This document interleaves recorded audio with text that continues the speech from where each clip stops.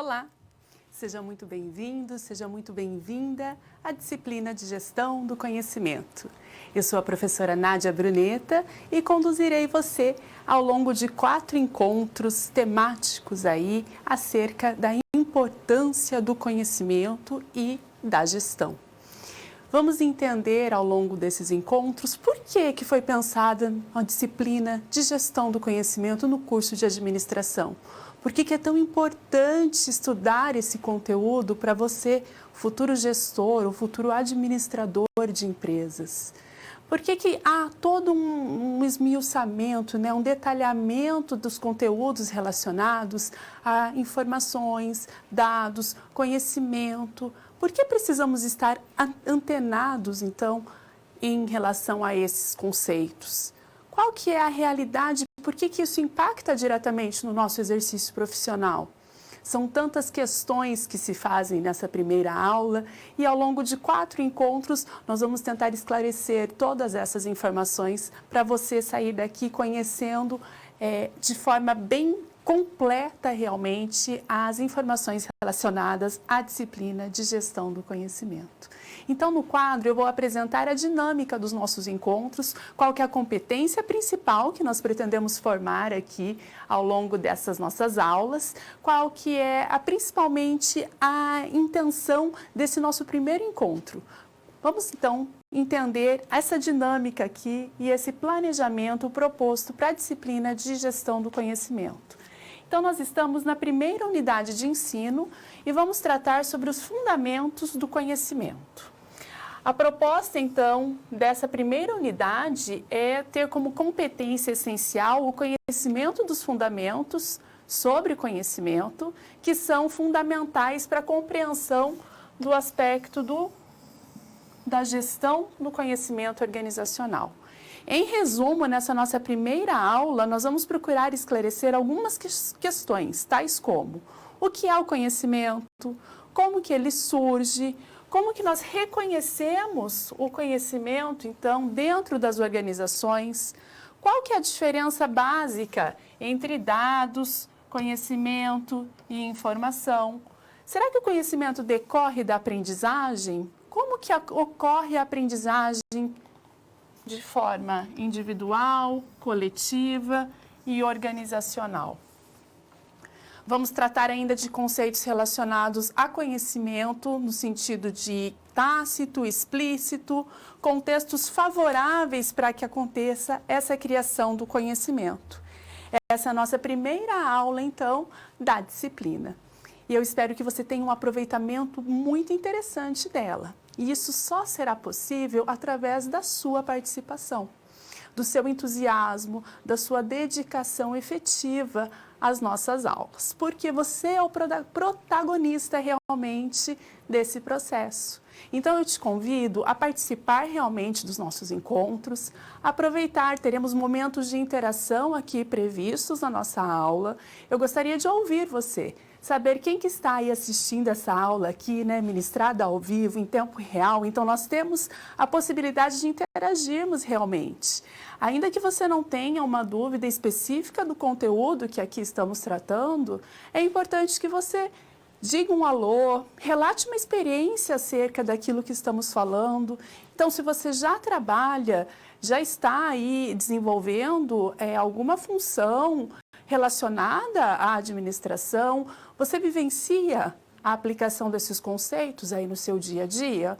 Será que você se identifica com aquilo que nós estamos falando aqui nas nossas aulas? Tem uma experiência para compartilhar? Isso é importante, isso é rico, Essa troca também faz com que nós possamos juntos compreender, aprender, trocar conhecimento. Então, essa experiência também vai fazer com que nós consigamos sair um pouco só da teoria, só do aspecto conceitual, mas que a gente perceba essa troca, porque o conhecimento, ele é um processo que acontece por meio da construção social. A interação é fundamental no processo de construção de conhecimento. Nós vamos entender isso ao longo dos nossos encontros. Ainda que o conhecimento ele seja percebido num primeiro momento de forma individual e pessoal, especialmente quando falamos do conhecimento tácito, nós sabemos que ele está dentro da cabeça do indivíduo. Então, vamos entender também como que isso se manifesta. Mas essa troca, essa relação, essa interação é fundamental para que se gere a ação, a mudança de atitude que é tão importante para o conhecimento. Esse contexto que eu quero falar, antes de começar a apresentar os conceitos básicos da disciplina, é importante, porque é ele que vai traçar aqui o pano de fundo do que nós vamos estudar. Então, eu sempre gosto de começar esse primeiro encontro fazendo uma contextualização geral mesmo do panorama em que a disciplina vai ser construída. Porque aí a gente consegue começar a moldar realmente, vamos lapidando os conceitos dentro do recorte esperado aqui para o nosso tema. Por que eu estou dizendo isso? Porque nós temos diferentes correntes, diferentes teorias que fundamentam a aprendizagem, o conhecimento. A gente pode beber um pouquinho da fonte da psicologia, da sociologia, da administração. E aí as contribuições dos autores, dos teóricos, são diversas, são distintas. Alguns teóricos defendem uma opinião, outros defendem outra, e é uma variedade gigantesca de conceitos. E aí, mas qual que eu devo considerar? Qual que é o real? Qual que é o verídico? Qual que é o melhor? É o mais aplicável? Começam a surgir questionamentos, nesse sentido. Então, nós vamos aqui fazer um panorama geral de conceitos e sempre vamos procurar evidenciar os que mais se aplicam à realidade de negócios, porque nós estamos falando de um curso voltado à gestão, que é a especificidade de vocês, futuros aí administradores de empresas. Então, esse lapidar realmente é essencial. Nós sempre vamos fazer aqui, olha, o conceito aplicável para a nossa realidade vai ser esse, tá? Isso não vai fazer com que nós não tenhamos interesse em pesquisar outras fontes. E aí, durante os nossos encontros, inclusive, eu vou dar algumas dicas. Olha, para quem se interessar em aprofundar-se nessa temática ou na outra, pode pesquisar determinado autor ou determinada linha de pesquisa, mas sempre procurem fontes recomendadas, referenciadas, seguras realmente, tá? Feita então essa apresentação inicial, eu gostaria de destacar a importância da evolução tecnológica nesse mundo de negócios para entender como que começa a ser destacada a importância da gestão do conhecimento. Percebam que nós estamos vivendo ainda num contexto de pandemia, né? Especialmente aqui no nosso país, ainda existem muitas recomendações de isolamento social, de afastamento, de reclusão. As pessoas que podem ainda estão realmente exercendo atividades de forma remota, online. Outras, ainda que tenham a necessidade do deslocamento diário, estão tendo os cuidados mínimos para a preservação da sua saúde, que é a recomendação de uso de máscaras, higienização das mãos, entre outros aspectos. O que tem a gestão e a importância da gestão do conhecimento diretamente a ver com isso? Percebam a importância, desde março, meados de março do ano passado, de 2020, nós estamos aí com um pouco mais de um ano de pandemia estabelecida aqui no nosso país, e a situação que se agrava é que muitos negócios faliram. Muitas empresas foram obrigadas a fechar as portas, nesse último ano aí. Não resistiram aos impactos, à crise, à necessidade de transformação que se instalou-se de repente. Então, da noite para o dia, as pessoas tinham uma atividade profissional, tinham muitos microempreendedores ou empresas menores, não conseguiram se reinventar de maneira com que conseguisse se manter no mercado. Quantos de vocês conhecem um negócio ou alguém, um negócio que fechou, ou alguém que foi demitido, ou alguma empresa realmente que teve grandes prejuízos com essa situação? Como que a gestão do conhecimento pode impactar diretamente, então, na necessidade de reinvenção perante uma situação inesperada? Percebem que empresas, algumas conseguiram remodelar seus negócios, mudar a forma de atuação, se reinventaram realmente, se aproximaram dos seus clientes de alguma ou outra maneira. Certamente você tem algum exemplo de alguma empresa que conseguiu fazer essa adaptação aí e isso garante uma longevidade e uma manutenção dessa empresa no mercado.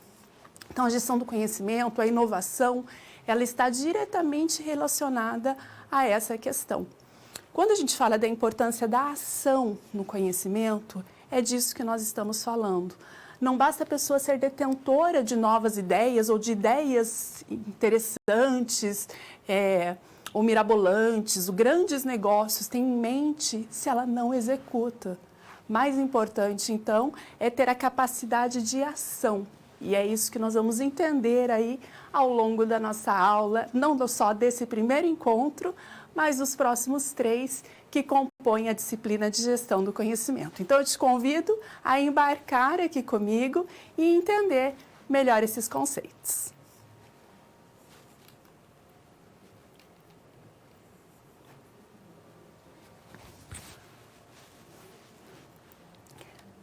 Falando do contexto atual do conhecimento, então, a gente tinha a informação de que o conhecimento antes era muito do indivíduo, né? O indivíduo era detentor do conhecimento.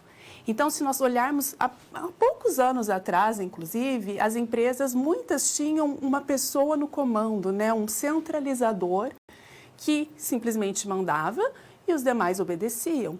Não havia muita abertura para conversa, não havia fluxo de comunicação, não havia troca, não havia essa importância da escuta, o brainstorm, a liderança não era bem distribuída, as informações eram extremamente centralizadas. E ainda que hoje a gente, principalmente nós que estamos aqui na academia, nas universidades, nas instituições de ensino superior, e estamos preocupados com essa questão da gestão, nós sabemos da importância, então, de não só se chefiar, de descentralizar o comando, né? De ter equipes de liderança, equipes que tenham autonomia, enfim. A teoria é bem interessante. Mas será que na prática as empresas realmente estão conduzindo esses processos ou ainda permanecem centralizadoras, extremamente burocráticas? Independente aí da atuação, nós sabemos que as informações ou conhecimento ainda muitas vezes fica na maneira tácita, implícita aí ao indivíduo. É a pessoa que tem aquele conhecimento e se ela não torna ele explícito, registrado, documentado, muitas vezes esse conhecimento se perde. Mas existe já um entendimento, então, da importância de não deixar o conhecimento nas mãos só de uma pessoa. Ela sai dessa centralização do indivíduo e passa a ter uma importância do coletivo. Então, começa a mudar esse contexto do conhecimento. A gente percebe essas inovações, essas mudanças rápidas acontecendo também, e aí eu falo de anos. E, por exemplo, vou dar de uma forma mais concreta para que você entenda a importância dessa inovação tecnológica e a rapidez também com que os processos acontecem, impactando diretamente no conhecimento. Por volta de 1990, aqui no Brasil, chegaram os primeiros aparelhos celulares. Então, provavelmente muitos de vocês ainda são jovens, né? Ainda não tinham, não conheciam ou não tinham aparelhos celulares, alguns podem ter tido já nessa época, mas certamente ouviram falar como eram os celulares quando chegaram no Brasil. Eram conhecidos como os famosos tijolões. Eram aparelhos grandes, pesados, que tinham uma antena, como se fosse de rádio mesmo, a gente precisava esticar a antena, não cabiam no bolso, a gente tinha que carregar uma bolsa, uma maleta, tinha até os cinturões para carregar esse celular, porque não era um objeto prático, funcional, no sentido de portabilidade. Mas era um aparelho realmente que chamava muito a atenção, né? Era raro você perceber pessoas que tinham um celular à disposição lá nos anos 90. O tempo de 20, 30 anos para cá, percebam a evolução que teve nesses aparelhos, né? Aparelhos muito menores, mais leves, compactos, com inúmeros outros recursos que não só o de fazer ou receber ligações. Então, hoje os aparelhos celulares tiram foto, acessam a internet. Aliás, fazer e receber ligações é uma das coisas que a gente menos faz no celular hoje em dia, né? A gente usa aplicativos para conversas instantâneas, a gente registra momentos, acessa redes sociais, faz compras pelo celular. Nós consultamos aplicativos para fazer, então, locomoção, seja através de locomoção particular, táxi, Uber.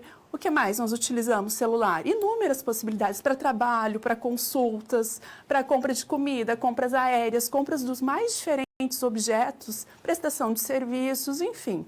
Então, percebam a gama de conhecimento e inovação também atrelada ao impacto tecnológico. Tudo isso contextualiza o conhecimento na nossa era. Mas vamos começar a entender os conceitos, efetivamente, que vão embasar a nossa disciplina. Lá no quadro comigo. Professora, você fala tanto de conhecimento, né, e do contexto atual, mas o que é o conhecimento? De onde vem, afinal, esse conhecimento? Então, o ato de conhecer envolve processos mentais, como a percepção, a atenção, a memória do indivíduo, a interpretação que ele tem das informações ou das coisas que estão ao seu redor, à sua disposição, o raciocínio lógico, o julgamento que ele apresenta, além de habilidades individuais. Essas habilidades, inclusive, podem ajudar ou influenciar na capacidade de planejar ou de solucionar determinados problemas ou situações que venham a acontecer. Então, nós temos aí diferentes interpretações sobre o conhecimento, né? A gente diz, essencialmente, aqui para o recorte da nossa disciplina, como eu falei para você, o conhecimento vai ter origem sempre nas experiências individuais, nas observações, nos relacionamentos interpessoais, e a gente consegue conhecer por meio de leituras, por meio de pesquisas na internet, com aspectos religiosos, no desenvolvimento de ciências, em diferentes estudos que realizamos. Há diferentes interpretações também sobre o conhecimento. Então, o conhecimento, por exemplo, na psicologia, ele é compreendido como memória. Já na sociologia, ele está mais relacionado a grupos sociais. Na informática, nós falamos que o conhecimento tem muito a ver com inteligência artificial. Na economia, o conhecimento tem relação direta como fator de produção. Percebem as interpretações distintas? Então, professora, o que é conhecimento, afinal? Depende da fonte que a gente utiliza.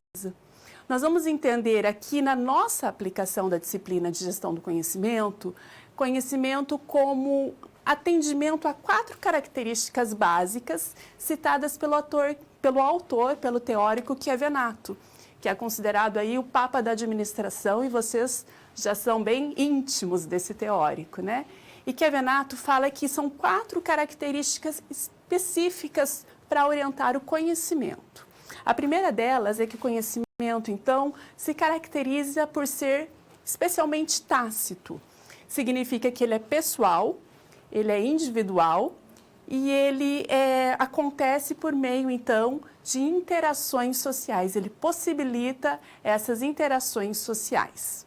Segunda característica que Chiavenato nos apresenta é que o conhecimento também pode ser sustentado por regras. As regras muitas vezes são inconscientes, mas elas que determinam também as trocas entre os indivíduos e o estabelecimento de inovações. Então, se eu tenho um conhecimento, eu compartilho com você a minha ideia, você pode concordar ou discordar do meu posicionamento. Mas nós devemos chegar a um acordo ou a um consenso, a uma nova solução. Então, há esse estabelecimento das regras também. Uma outra característica é que ele é orientado para a ação. Então, o conhecimento, ele proporciona realmente uma inovação, uma diferença, uma mudança de perspectiva.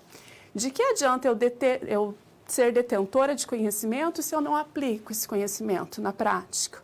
Não basta eu conhecer, eu preciso agir em conformidade com as informações que eu domino. Então, se eu faço um curso superior de graduação, Imagina a bagagem que eu não consegui elaborar, construir ao longo de anos de dedicação. Você aí, aluno de um curso já no 6º, no 7º semestre, já está quase se formando, quase recebendo o diploma de graduação. Olhando para trás, só aqui no curso de administração, não tem uma bagagem enorme de experiência, de aprendizado? Perceba que você só terá a vantagem e as organizações em que você atua só serão exitosas se você, de fato, conseguir aplicar esse conhecimento e transformar ele em atitude, em ações, em resultados. Então, uma das características apontadas por Kevenato é que ele precisa ser orientado para a ação. E a outra é que o conhecimento está em constante mutação. Então, tudo é mutável quando a gente fala de conhecimento. O conhecimento não é engessado, não é estagnado. A todo momento nós podemos conhecer, podemos inovar, podemos aprimorar o nosso desenvolvimento e o nosso conhecimento.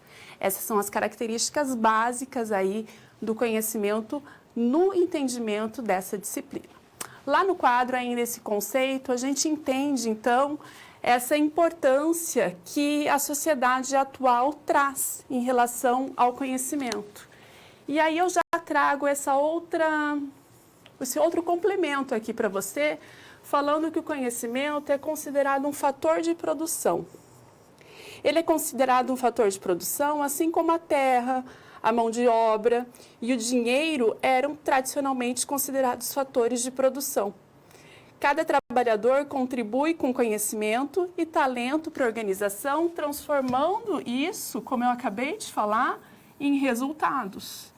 Então, os talentos, os conhecimentos de cada indivíduo têm que ser manifestados em ações ou resultados. Na verdade, está aqui destacado, né? Eu escrevi ali o que eu acabei de comentar.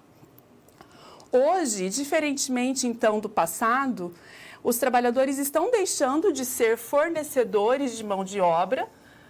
Antes a gente considerava então os melhores profissionais aqueles que eram os capazes de executar mais satisfatoriamente, né, as funções, as atribuições. Então os trabalhadores hoje deixam de ser simplesmente fornecedores de mão de obra e se transformam muito mais em fornecedores de conhecimento e de competências que sejam capazes de agregar valor ao negócio, à organização e ao cliente.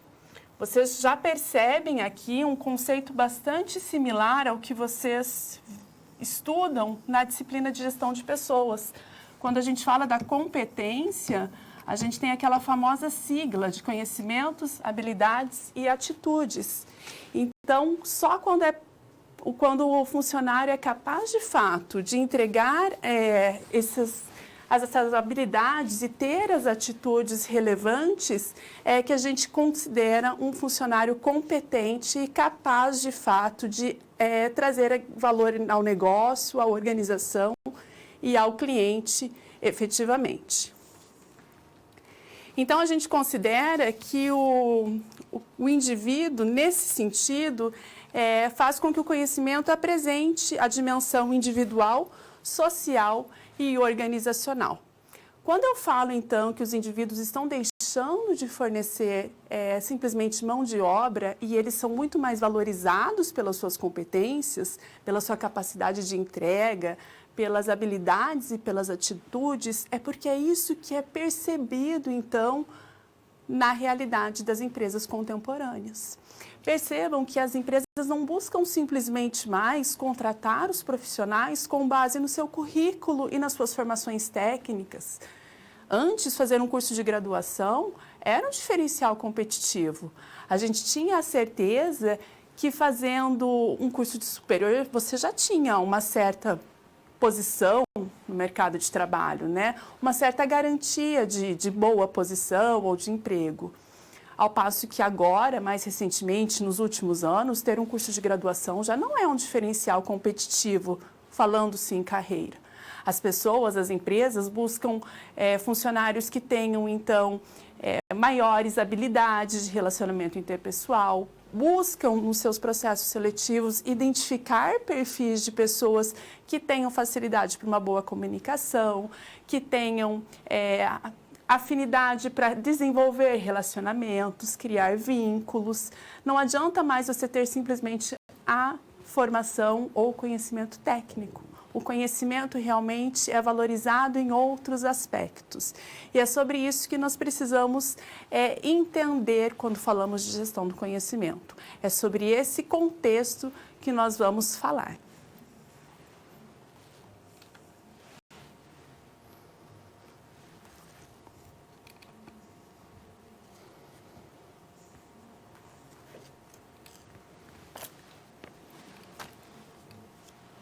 Quando falamos de organizações que valorizam o conhecimento, tem um ponto bastante interessante aqui. Para que a gente chegue no aspecto das organizações, a gente sempre tem antes os indivíduos que formam as organizações. Você já pensou em viver de forma isolada, sem relação, sem nenhum contato pessoal? E eu estou dizendo de forma isolada mesmo, e aí você tem que deixar de lado o seu smartphone, seus tablets, seus recursos aí de interação com o mundo externo.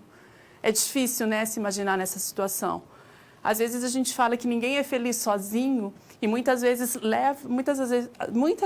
as pessoas interpretam essa frase com um significado simplesmente amoroso. Ah, eu não quero me casar, construir família, ter filhos, eu sou feliz sozinho.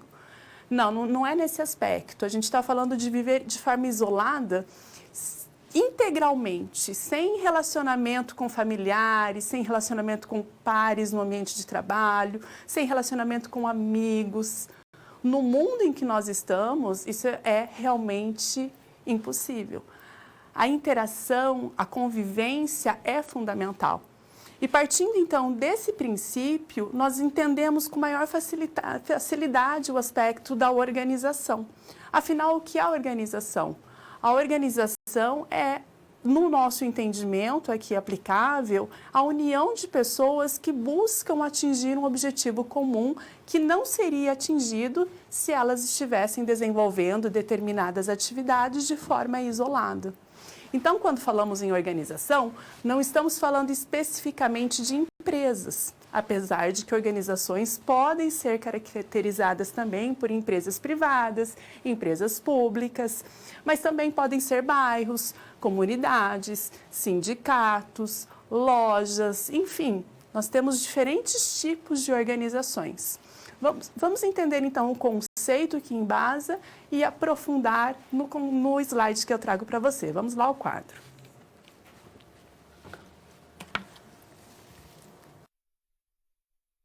O que são organizações então, professora? A gente parte então desse conceito que só existe organização quando os integrantes se comunicam e cooperam uns com os outros com essa finalidade de alcançar um objetivo que não poderia ser alcançado de forma isolada. Mais uma vez, Kevenato aí contribuindo para a gente entender esse conceito. Se a gente fala especialmente aqui dessa era do conhecimento em que estamos inseridos, as organizações que valorizam esse conhecimento são aquelas que se sustentam por meio deles, então, ou dele, né? Então, o conhecimento só é valorizado pelas organizações que de fato compreendem o conhecimento como fator de produção que nós comentamos. Então, gerar inovação, buscar competitividade são fatores que vão garantir a sobrevivência dessa organização. As organizações, então, que valorizam o conhecimento são conhecidas como as empresas inteligentes. Essa terminologia tem relação direta com o conhecimento. As empresas inteligentes, portanto, são aquelas que atendem exigências diferenciadas dos clientes, que conseguem, por exemplo, equilibrar preços, produtos e serviços. Empresas inteligentes, elas conseguem atualizar e fazer um programa, um estreitamento realmente de relacionamento com seus clientes. São aquelas que são muito dinâmicas, que elas não esperam acontecer, não esperam demorar muito tempo para mudar. Elas estão ali atentas ao que os concorrentes estão fazendo. O que o cliente espera de mim? Então, nesse momento de pandemia, como que eu posso encantar o meu cliente? O que eu posso fazer para que ele se sinta satisfeito e retorne ao meu negócio? Será que é melhorar a linha de frente, ali o atendimento dos meus funcionários? Será que é melhorar a estrutura física? Será que é criar um programa de fidelidade que faça com que esse consumidor volte a frequentar o meu estabelecimento? Enfim, essas empresas inteligentes, elas percebem a importância contínua da inovação. Elas estão muito relacionadas à mudança, à necessidade de inovação, à agilidade dos processos, e são essas características essenciais, básicas aí, que garantem a longevidade dessas organizações. E aí separa, né, as empresas que estão aí fadadas ao insucesso das empresas que vão ser exitosas. Garante, então, a manutenção, a sobrevivência realmente e a diferenciação e o crescimento constante e contínuo do posicionamento perante aos seus concorrentes, principalmente. Lá no quadro, vendo ainda esse conceito, o que é preciso, então, para garantir esse sucesso e a longevidade? As organizações precisam cada vez mais criar, disseminar e incorporar novas tecnologias. E aí, quando eu falo aqui desse termo tecnologias, eu não estou falando só os recursos tecnológicos, informacionais ou comunicacionais, tá? Quando eu falo dessa questão da tecnologia aqui, é importante considerar que existem estudos realmente aprofundados para compreender esse conceito de tecnologia que abordam muito mais a questão cultural. E é por isso que tem esse conceito aqui na sequência. Então, quando a gente fala dessa questão tecnológica com abordagem cultural, a gente considera que aqui devem entrar as metas da organização. Nós também devemos considerar os valores da organização. Quais que são os princípios éticos, os códigos éticos, as crenças no desenvolvimento, na criatividade humana. Então, todos esses aspectos organizacionais relacionados à economia, à indústrias, trabalhadores, consumidores, enfim, são saberes que se adquirem pelas teorias, mas também pelas práticas tecnológicas. E por isso vem essa relação aqui da importância de incorporar tecnologias, mas também com foco no homem, na cultura, nos saberes, nas necessidades de trabalho, nos instrumentos que fazem parte dessa concepção de tecnologia. Podemos compreender nesse sentido a importância do conhecimento, então, uma vez que ele é criado, aplicado e utilizado pelas próprias pessoas. Somando esses ativos intangíveis, né, que a gente considera, então, a questão das metas, dos valores, das crenças, que a gente não consegue perceber, mas que influenciam diretamente o conhecimento, a gente começa a fazer também a diferenciação, então, do que é o capital físico e o que é o capital intelectual. Porque o capital físico, ele está ali, concreto, né, perante os nossos olhos. E os aspectos relacionados ao capital intelectual são os aspectos invisibilizados. São aquilo que não é palpável, que não é concreto ali, a gente não consegue mensurar. Então, vamos entender a diferença entre esses conceitos que também tem relação com essa nova tecnologia que é exigida em contextos de gestão do conhecimento. Lá no quadro, vamos compreender, então, essa diferenciação entre o capital intelectual e o capital físico. Então, enquanto o capital físico passa por depreciação, o conhecimento sofre valorização contínua. Sofre, na verdade, aqui a gente interpreta até como uma vantagem, né? Se eu falo que o capital físico passa por depreciação, eu estou falando das máquinas que ficam cada vez mais obsoletas, né? Há prejuízos, de fato, financeiros, concretos e palpáveis. E o conhecimento, por outro ponto, né, ou por outro lado, ele cada vez mais é valorizado. Então, perceba a diferença entre o capital intelectual e o capital físico. O conhecimento individual sempre aumenta à medida em que ele é compartilhado com outras pessoas. Então, a importância dos grupos sociais e da interação para aumentar esse capital intelectual dentro de aspectos organizacionais. Nessa perspectiva, as organizações devem proporcionar às pessoas um trabalho que agregue experiências e também conhecimentos. As empresas devem, portanto, saber conquistar, reter e motivar as pessoas, porque são elas que detêm conhecimento que vai contribuir para o sucesso organizacional. Quando a gente fala, então, dessa importância do capital intelectual, a gente tem que considerar que vale mais à medida que a gente consegue influenciar as ações e o sucesso organizacional. Então, aqui tem 4 características ou 4 alavancas do conhecimento que são indispensáveis. A primeira delas seria dar autonomia ou dar empowerment para os seus funcionários. O que a gente considera aqui, essa alavanca para esse sucesso, para esse conhecimento? É fazer com que as pessoas tenham, de fato, liberdade para inovar dentro dos contextos organizacionais. Então, que elas tenham capacidade criativa e que isso seja estimulado para que elas sintam-se motivadas a desempenhar melhor as suas funções.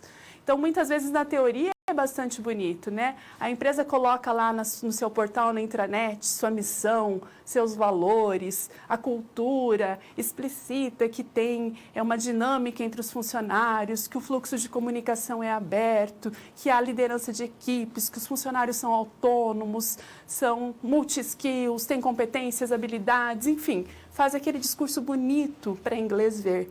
Mas na prática, a gente não tem toda essa liberdade e essa flexibilidade.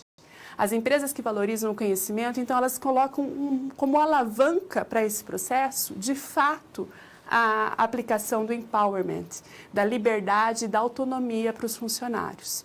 Isso faz com que eles sintam mais motivados e aí isso vai implicar diretamente na capacidade de retenção. Então, os funcionários mais satisfeitos com o ambiente de trabalho tendem a se manter naquele ambiente e, consequentemente, o conhecimento acaba permanecendo dentro daquela organização. O que acontece? Que muitas vezes a gente não tem domínio sobre a vida dos nossos funcionários. Então, se o conhecimento fica ali retido com eles, só de forma tácita, quando esse funcionário sai da nossa organização, o conhecimento vai embora com ele. E aí a gente vai entender, então, a importância de fazer com que esse conhecimento se torne explícito, seja registrado para que ele não se perca. E a gente faz essa amarração aí com essa questão da motivação, da retenção dos funcionários, porque eles precisam estar, então, também bem remunerados pelas suas atividades. Isso vai influenciar, vai fazer com que eles também permaneçam dentro dessas organizações ou dentro dessa nossa organização, se olharmos para a nossa realidade. O conceito, continuando lá no quadro, vamos agora compreender só esse fechamento aqui, nessa ênfase que eu falei justamente da retenção. Então, não basta simplesmente conquistar novas pessoas para trabalharem com a gente, mas a gente precisa reter e motivar essas pessoas, porque elas detêm esse conhecimento que vai garantir esse sucesso organizacional.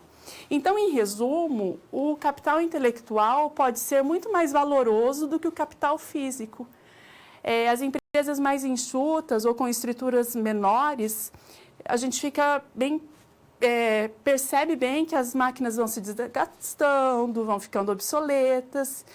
Mas as empresas que ainda não acordaram precisam cada vez mais acordar, então, para a importância desse investimento em capital intelectual e não simplesmente olhar para o capital físico. Essa análise, por ser muito mais concreta do capital físico, faz com que a gente preste mais atenção ao que está depreciando na nossa frente, ao que já não funciona mais, ao que precisa ser trocado, ao passo de que as empresas de fato inteligentes vão perceber, então, a importância do capital intelectual, daquilo que não é palpável, não é mensurável e que vai garantir o sucesso e o êxito organizacional.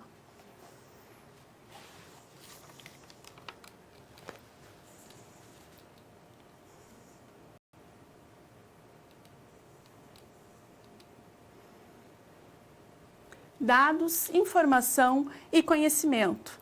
Já falamos aqui durante a aula sobre essas palavrinhas, né? Já repeti algumas vezes, informação, conhecimento, já entendemos a raiz, né? Qual é o recorte aplicável para nosso contexto de gestão do conhecimento, mas para quem ainda não tem mais profundidade no estudo desses conceitos, acaba muitas vezes se questionando, será que eles são sinônimos? Será que eles são relacionados? O que significa cada um? Enfim, nós vamos começar a elucidar isso para você, então, fazendo de forma bem clara, bem objetiva, trabalhando esses temas aqui. O primeiro deles, então, vai ser os dados. O que são dados, professora? Lá no quadro eu trago para você.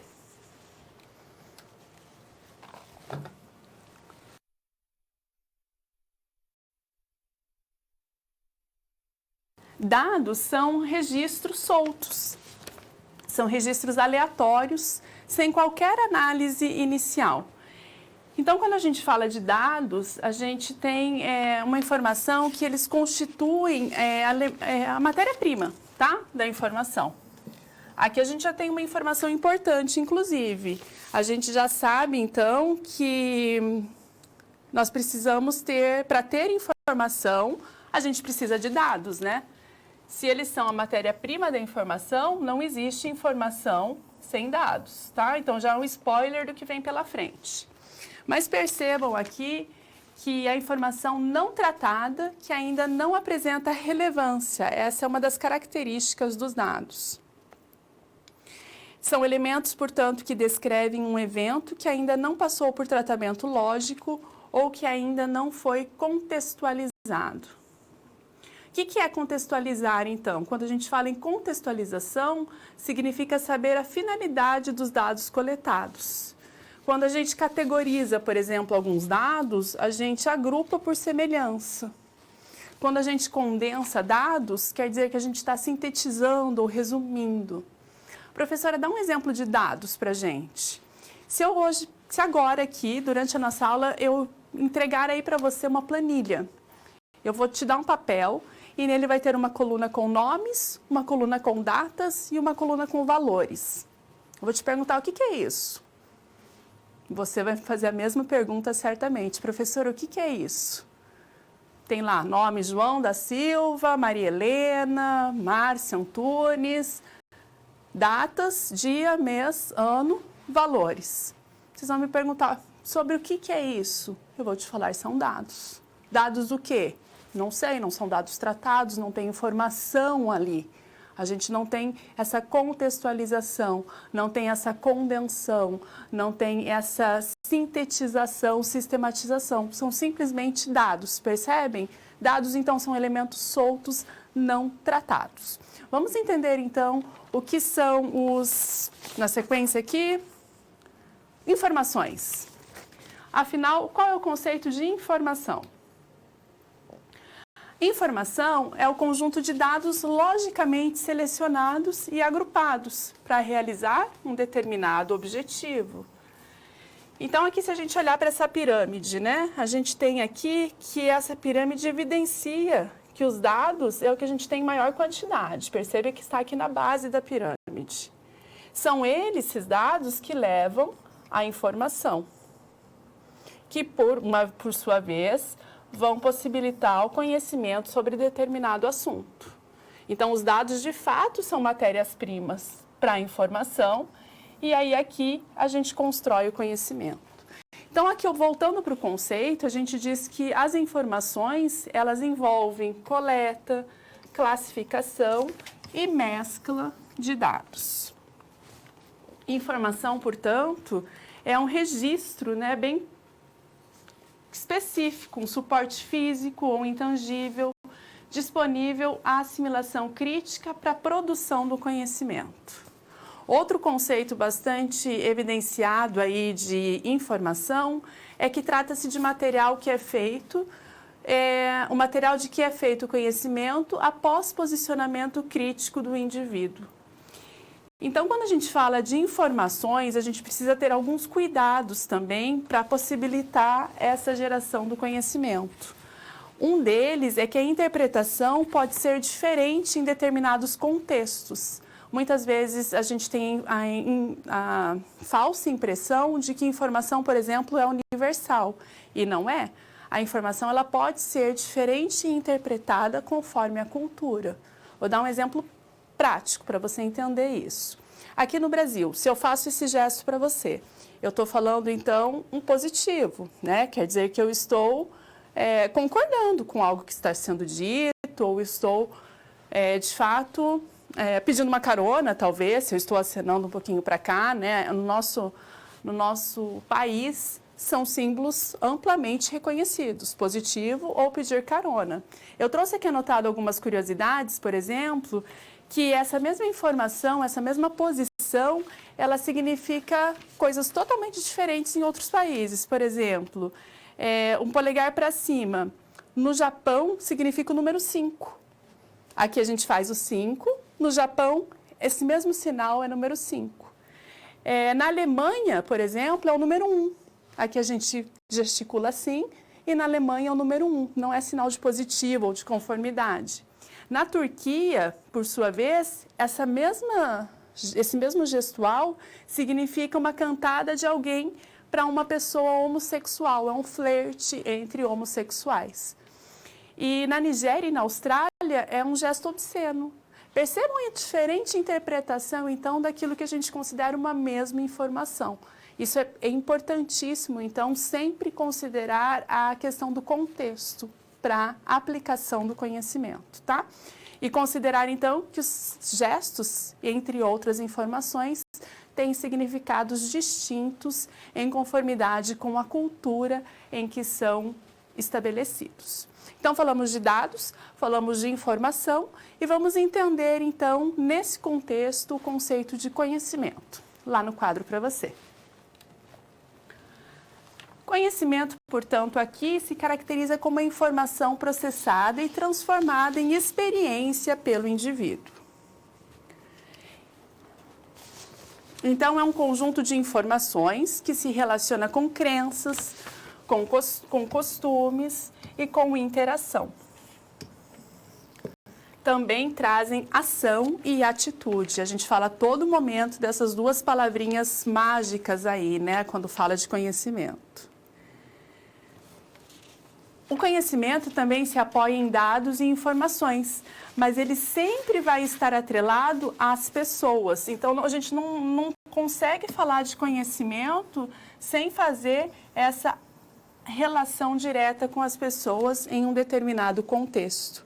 Ele sempre também vai se manifestar em ações. Então, ainda que inconscientemente eu relacione as informações que eu recebo com as minhas crenças, isso quer dizer que a informação ela pode ser recebida de maneira totalmente distinta pelas pessoas. Como assim, professora? Eu, Nádia, sou uma pessoa, então, que tenho algumas crenças, alguns valores, alguns princípios. Tenho um modo de ver o mundo, é o meu modelo mental, então. O que é o modelo mental, professora? São as lentes que condicionam a minha visão de mundo. E como que eu percebo alguma coisa, que eu interpreto alguma coisa, como que eu acredito em alguma coisa, por que que isso existe? Isso vem desde lá daquilo que eu fui ensinada quando eu era criança, no que os meus pais me diziam, me ensinaram como princípios éticos, como respeito ao próximo, naquilo que me ensinaram, então, como aspectos de religião, na forma ou na comunidade em que eu cresci. Tudo isso fez com que eu tivesse algumas crenças, alguns valores, que hoje me mostram informações que eu acredito, maneiras como eu percebo as coisas, como eu enxergo as pessoas e como eu me porto também em frente a determinadas situações. Então, a minha informação, a minha verdade pode ser diferente da sua informação por causa dos seus valores, das suas crenças e da sua bagagem de vida. Então, essas diferenciações também precisam ser percebidas pelos profissionais, pelos administradores.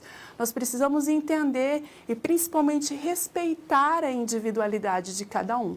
Sempre com esse olhar empático, né, de criação de vínculo, de aproximação, de respeito e de entender, então, os indivíduos como seres únicos e, portanto, com interpretações e bagagens, histórias de vidas também diferentes. Como que a gente faz para exemplificar, então, essa questão da relação entre dados, informações e conhecimentos? Se eu apresentei para vocês cada um dos conceitos, eu trago agora como que a gente consegue, de forma bastante prática, então, entender como que eles se relacionam, tá? Então, perceba aqui a coluna dos dados. Eu tenho aqui alguns valores das vendas. Vamos considerar que eu tenho um comércio, e hoje eu tenho aqui uma lista com os valores das vendas que eu fiz. A partir desses valores, eu consigo elencar ou levantar algumas informações importantes. Por exemplo, eu consigo, registrando os valores das vendas diárias, fazer um histórico de vendas do mês atual. Eu consigo fazer um histórico das vendas dos últimos meses. Eu consigo registrar aqui o crescimento do mercado. Eu consigo também me posicionar ou perceber a minha posição frente aos concorrentes e analisar também a posição desses concorrentes baseado em histórico de vendas. Portanto, se eu aplicar o conhecimento, eu vou conseguir, eu posso também realizar um estudo de perfil do consumidor. Eu também consigo, por meio de conhecimento, fazer a receptividade ou analisar essa receptividade do consumidor à possibilidade de novas ofertas ou de possíveis promoções. Eu consigo um retorno de campanhas publicitárias. Então, será que as campanhas publicitárias que eu tenho feito são adequadas com aquilo que eu busco de metas, de objetivos para o meu negócio? Também consigo aplicar o conhecimento para levantar um estudo de ciclo de vida do produto, entre outras características. Então, aqui essa tabelinha, ela evidencia bastante como que a gente consegue transformar dados em conhecimento, em informação e também em inovação. Perceberam a relação que tem entre esses processos? É disso que nós estamos falando.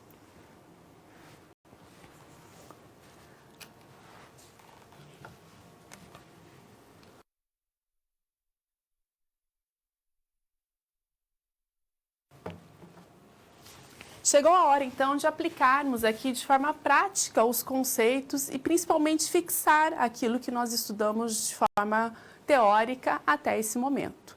Então, eu trago ao longo das aulas, especialmente nesse nosso primeiro encontro, duas situações hipotéticas que vão possibilitar que nós percebamos a aplicabilidade dos conceitos aqui estudados. Então, vimos uma teoria, vimos alguns conceitos e agora vamos, em forma de caso hipotético, então, compreender como que eles são percebidos, identificados numa realidade que se assemelha aí a que você pode vivenciar. Então, vamos ao quadro entender essa situação, problema. Você estuda em uma instituição de ensino que também é considerada uma organização, tá? A gente lembrou lá que organizações podem ser universidades, lojas, empresas públicas, privadas, enfim, bancos. Demos vários exemplos, né, de organização, sindicatos, exército, comunidades de bairros, escolas, enfim.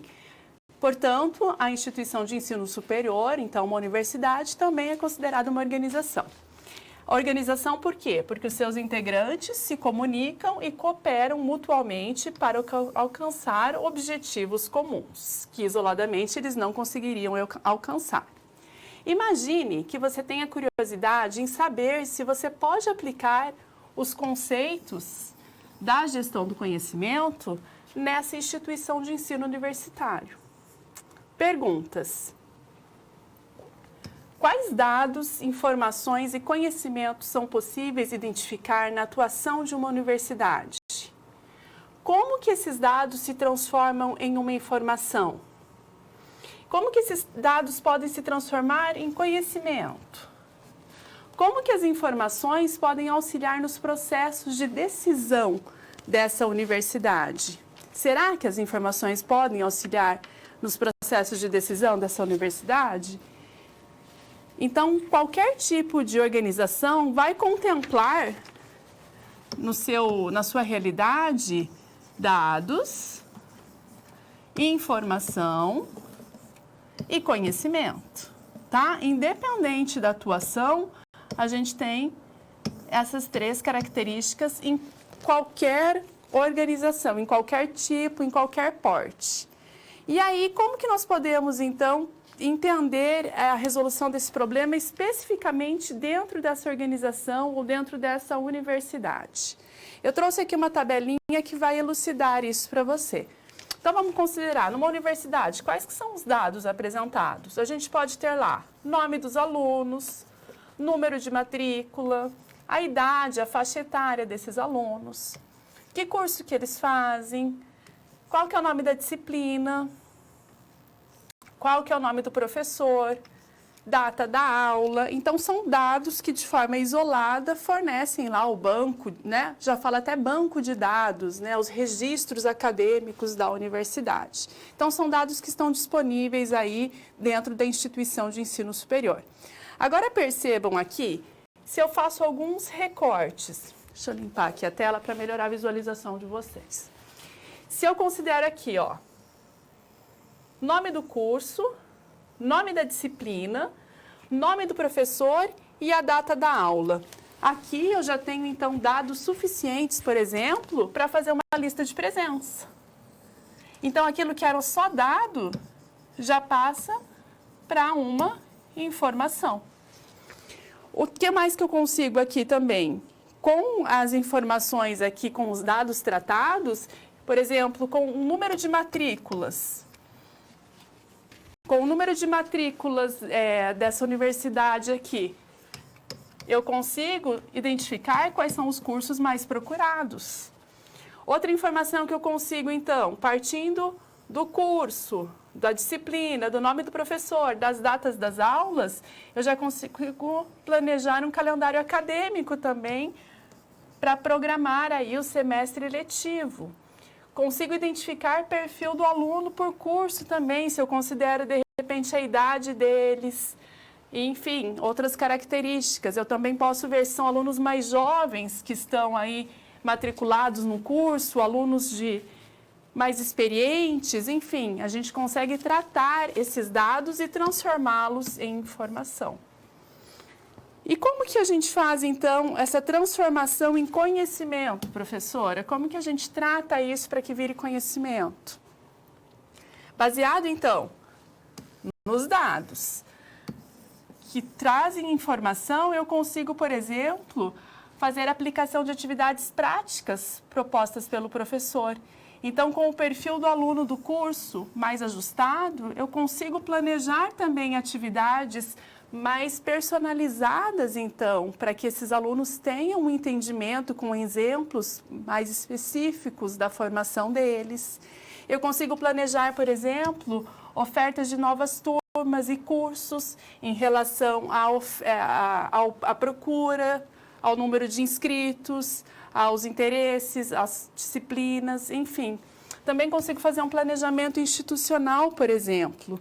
Então, percebam aí que eu consigo fazer a transformação de dados em informação e de informação em conhecimento, e esse conhecimento consegue, de fato, contribuir para que essa universidade adote as melhores estratégias e que transforme esse conhecimento em ação.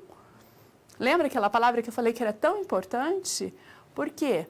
Porque ela tem esse conhecimento que possibilita, então, que ela adote, por exemplo, uma ação mais sustentável. Então, ela pode ter como meta, como objetivo, desenvolver a sua sustentabilidade financeira, econômica, pode ter como objetivo ter um maior alcance e maior desenvolvimento desenvolvimento de sustentabilidade ambiental, até para ter um relacionamento mais próximo com a comunidade externa. Então, quais que são as metas, quais que são os objetivos estabelecidos e como os dados tratados em informação e desenvolvidos, gerando conhecimentos, podem contribuir para ações estratégicas que, de fato, vão possibilitar ações para o sucesso e para a longevidade organizacional. Perceberam, então, a amarração que se faz com esses conceitos? É esse o nosso caminho.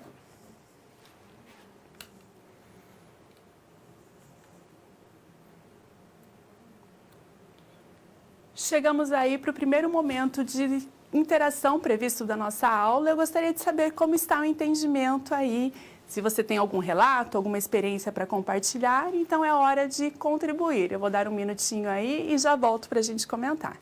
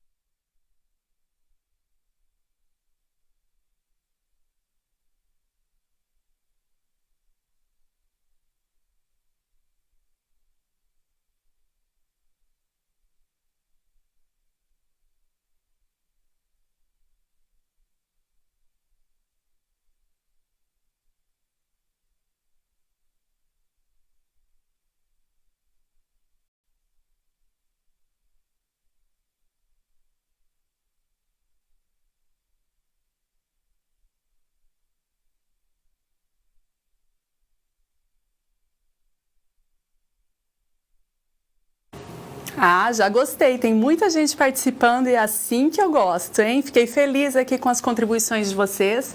Vou ler algumas aqui, espero que continuem assim nos próximos encontros. Então, pessoal de Juí, no Rio Grande do Sul, um abraço aí para vocês.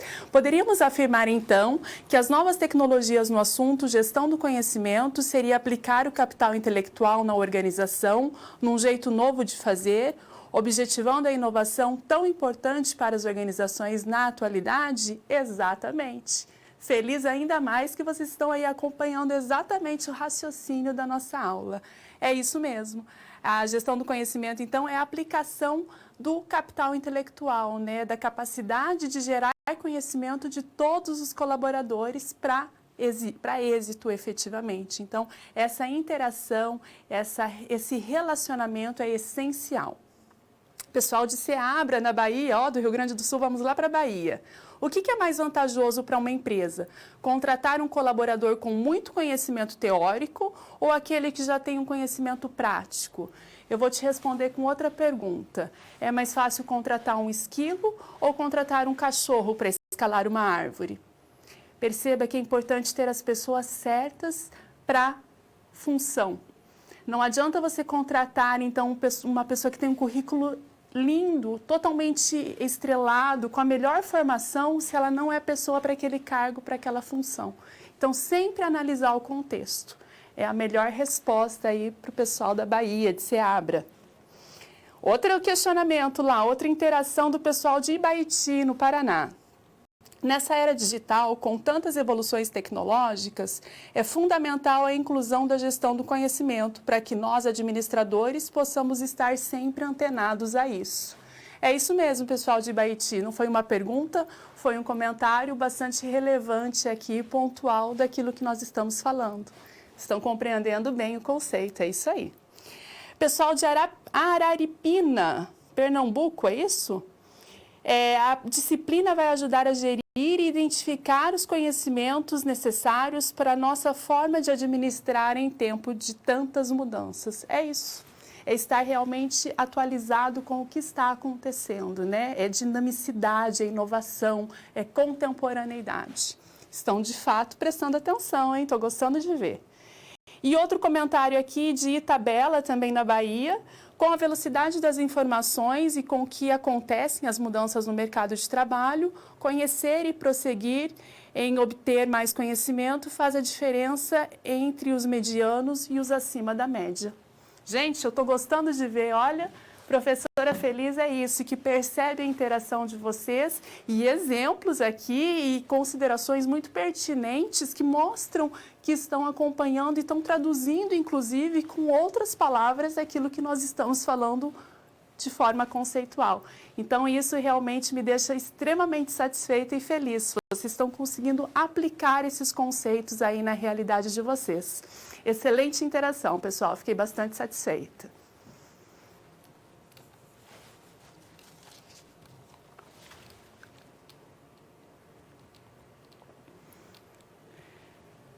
Para que a gente entenda, então, os tipos de conhecimento, nós precisamos antes falar dos paradoxos. Outra palavrinha nova aí para vocês. O que são paradoxos, professor? E por que eles são tão importantes para compreendermos os diferentes tipos de conhecimento? Lá no quadro eu trago essa explicação para você.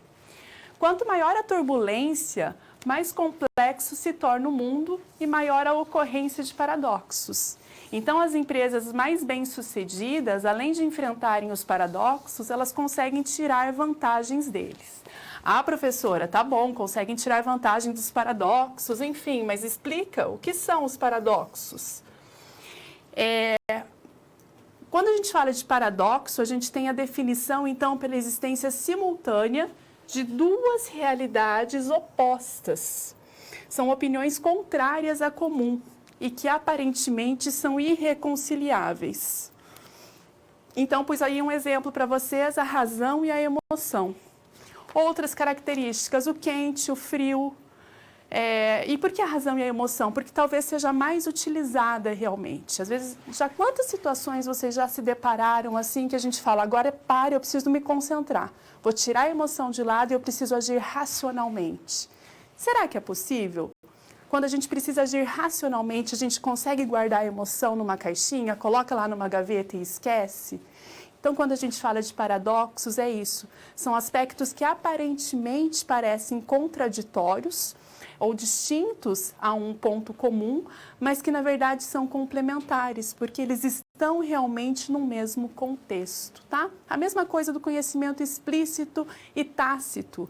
Um não elimina o outro, eles são de fato complementares. E aí que se instala essa questão do paradoxo. O próximo slide vai falar mais um pouco sobre essa questão e vai trazer, inclusive, o entendimento desse conceito com a relação que as empresas que têm essa capacidade de entender ou de enfrentar esses paradoxos são as empresas que nós chamamos de empresas dialéticas. Então, a dialética, ela se caracteriza por um tipo de raciocínio que enfatiza duas características úteis para compreender essa complexidade que a gente tanto fala desse mundo atual. Então, a primeira delas, a percepção da mudança permanente e a segunda, a identificação dos opostos. Então, não dá para só escolher, por exemplo, um determinado assunto X ou Y, tá? Um não elimina o outro. A gente precisa adaptar, então. Essas características do pensamento dialético, elas manifestam que sempre vai ter contradição e transformação para a geração de um novo conhecimento. E daí entra o que é chamado de pensamento dialético ou lógica dialética. Tudo isso que eu estou falando para você é para entender um novo conceito que eu trago lá no quadro. Essa lógica dialética que nós falamos é justamente a negação da tese pela antítese, que provoca a síntese num movimento permanente de criação do conhecimento. Nossa, professora, agora ficou complexo, eu não entendi bolhufas nenhuma. Pera lá, que parece complexo, mas não é. Eu vou te explicar exatamente como que isso aqui funciona, tá? Fácil de entender. Então, perceba aqui. O ponto de partida aqui de um movimento dialético é a tese. O que é isso? É a minha ideia. Se eu defendo uma tese de doutorado, eu estudei, eu pesquisei, eu me apropriei de conceitos e eu tenho uma tese. É a minha concepção. O estágio seguinte, então, é a demonstração por outra pessoa que essa tese não é adequada. Eu apresento essa tese para alguém e essa pessoa vai fazer uma antitese ou uma antítese. Ela não concorda com esse meu ponto de vista. Ela tem uma oposição ou uma negação à tese. Um terceiro estágio, então, seria a síntese. O que é a síntese? É nesse estágio que a tese e a antítese ou a antitese se fundem, né? Eles se unem ou transcendem. Então, aí, pela lógica dialética da negação da tese pela antítese, haverá uma síntese, uma mudança de perspectiva. Deu para entender? Então, aqui a gente tem essa questão da contradição para transformação e geração de um novo conhecimento. Eu tenho um ponto de vista, você não concorda.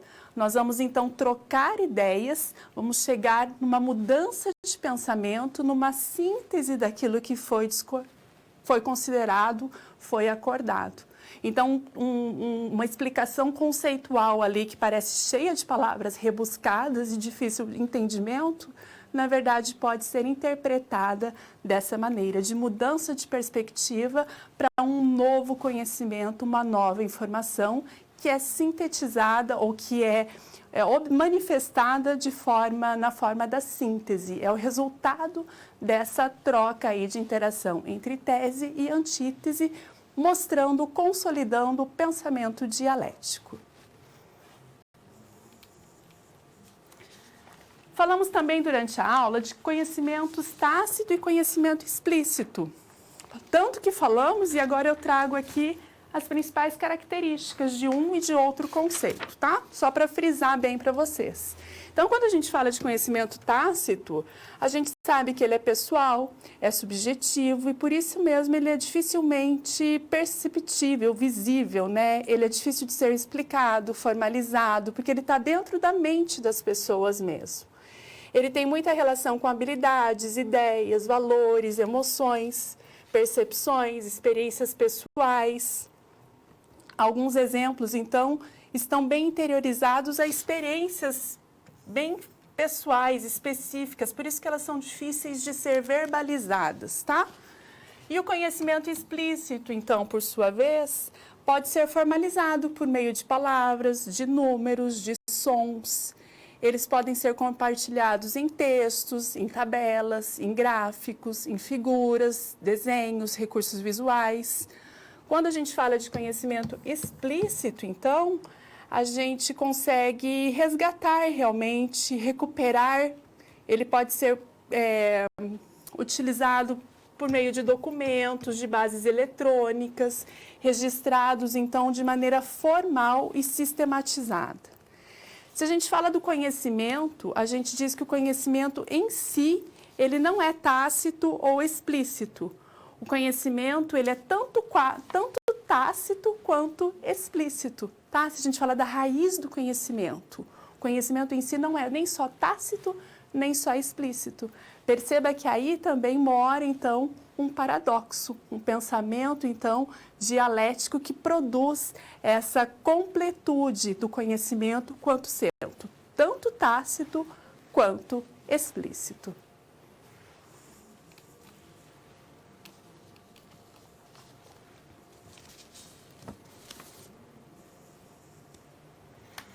E aí, como que se estabelece a questão da aprendizagem organizacional?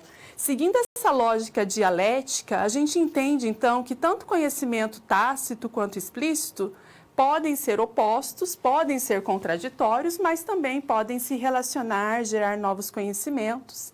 Então, o meu conhecimento tácito, como eu falei, ele pode ser contradito, gerando essa antítese, né, e uma síntese. Se a gente fala desse conhecimento tácito, então, que pode ser transformado em conhecimento explícito, a gente está falando do indivíduo, né, que domina o conhecimento tácito e que vai explicitá-lo de alguma maneira. E isso só acontece por meio da aprendizagem individual, para se manifestar na aprendizagem organizacional. É esse conceito que eu te apresento agora. Como que acontece a aprendizagem individual, então? Aprender faz parte da natureza. Isso é óbvio, né? Mas é bem real. A natureza humana envolve aprendizado. toda mudança que influencia ou produz alteração em nosso ambiente psicológico influencia ou interfere diretamente no aprendizado. É por meio do aprendizado, então, que nós percebemos o mundo e a nossa relação com ele. A aprendizagem individual, ela tem algumas pontes que são, ou características que são relacionadas. A gente pode dizer que a aprendizagem é a aquisição de informações, de habilidades, de atitudes, de valores. Ela se desenvolve pela interação social, ela depende da automotivação de quem quer aprender. Então, se eu vou fazer, por exemplo, se eu odeio tocar violão e eu vou fazer aula, eu vou gostar de fazer aula de violão? Não. Eu preciso ter automotivação, eu preciso gostar, ter interesse por aquilo que eu me disponho a aprender. A relação da aprendizagem também tem a ver com o desenvolvimento, com processos cada vez mais complexos e promove mudanças no comportamento. Existem algumas características aí, algumas linhas de estudos de teorias da aprendizagem. Como eu falei, nós não vamos nos aprofundar a essas correntes teóricas, mas precisamos saber da existência delas. Então, eu trouxe aqui duas principais linhas. A primeira, behaviorista, de behave, de comportamento. Lá no quadro eu apresento algumas características dela. Uma teoria, então, modelo behaviorista entende que o comportamento como uma interação acontece com a interação entre o indivíduo e o ambiente. Então, quando aqui a gente fala da questão do comportamento. Skinner, que é um teórico, um estudioso do modelo behaviorista, diz que a melhor maneira de eliminar o comportamento indesejado é utilizando o reforço ao comportamento desejado. Para quem tiver interesse, é só pesquisar a caixa de Skinner. Ele faz aquele estudo com ratinhos de laboratório que fala justamente sobre essa situação. Aí nós temos o modelo cognitivo, que traz o processo interno do indivíduo, e a linguagem, então, seria, a aprendizagem aconteceria entre a relação da linguagem e da ação e a relação dos indivíduos com o seu entorno, né? Isso acontece, então, por meio da mediação. São teóricos aqui bem voltados à educação, tanto Vygotsky quanto Piaget. Piaget, por sua vez, acredita na maturação biológica do indivíduo. Então, ele considera que o indivíduo ele precisa ter uma determinada idade cronológica para ser capaz de aprender e evoluir cada vez mais. São curiosidades realmente, e aí vale a pena se aprofundar quem tiver interesse nessas correntes mais educacionais.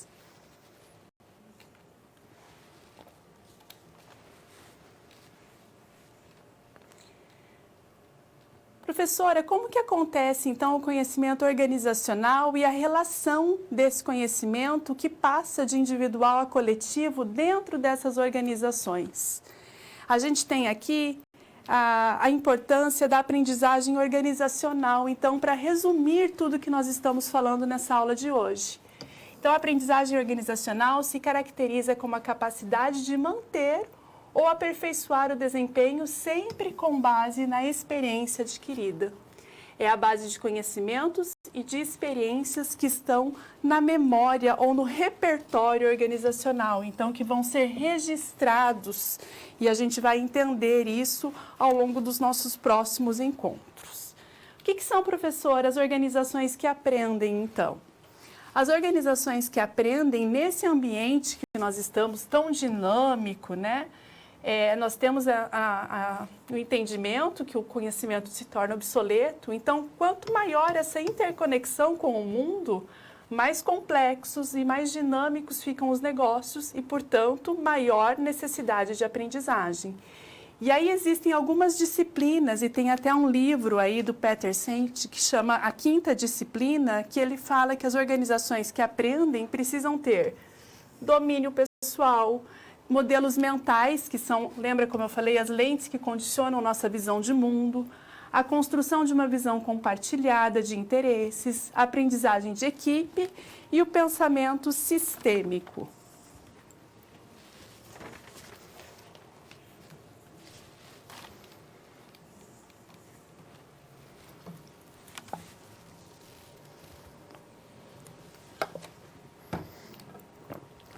Mais uma vez, é hora de aplicar, então, de forma prática o conhecimento que nós vimos nesse segundo trecho aí. Quais os conceitos e as aplicações dessa gestão do conhecimento agora na forma da transição. Vamos ver essa situação, problema hipotética que eu trouxe para você. Então, ela traz a aplicação dos conhecimentos tácitos e explícitos. Marcos é um gerente de produção em uma fábrica de componentes eletrônicos. E ele recebeu uma proposta para trabalhar numa outra indústria. Ao fazer o pedido de desligamento ao superintendente-geral, ele disponibilizou-se a permanecer na empresa para preparar o seu substituto, por algum tempo, por um mês. Essa disponibilidade, claro, foi muito bem recebida pelo superintendente, que tratou logo de realizar um recrutamento externo para achar o novo gerente de produção. Durante o período em que treinava o substituto, Marcos redigiu as rotinas de trabalho. Perceba aqui, então, ele tinha as rotinas de trabalho, seu conhecimento tácito. Ele redigiu em forma de documento na tentativa de ajudar o novo gerente na organização. Ele explicou ao substituto, então, que era uma prática comum da empresa fazer reuniões semanais com os profissionais do setor para ouvir relatos, experiências sobre processos de trabalho, discutir conflitos e oposições, também para gerar inovações. O desafio que eu trago aqui é de identificar, então, o conhecimento tácito e o conhecimento explícito na situação do Marcos. Na verdade, lendo aqui, eu já fui grifando e já dei a resposta de lambuja aí para vocês, né? Mas vamos só evidenciar, então, aqui. Quais que são os conhecimentos tácitos do Marcos? Então, ele tinha lá na mente, na cabeça dele, as informações que ele fazia a prática semanal de reuniões, dividia relatos e experiências com a sua equipe sobre os processos de trabalho. Ele discutia com as equipes os conflitos e as oposições, sempre buscando gerar inovações. E à medida que ele, então, conseguiu compartilhar esse conhecimento tácito, registrando por escrito, então, documentando as suas rotinas de trabalho, ele transformou aquele conhecimento tácito em conhecimento explícito.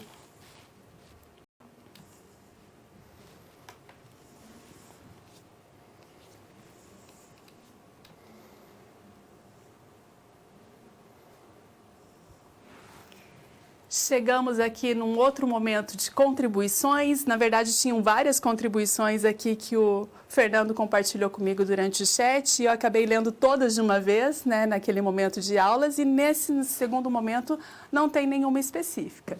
Mas eu fiquei muito feliz com a sua participação e espero que na próxima aula você retorne com esse entusiasmo, com essa motivação, para que juntos possamos continuar construindo e compartilhando conhecimento na nossa disciplina.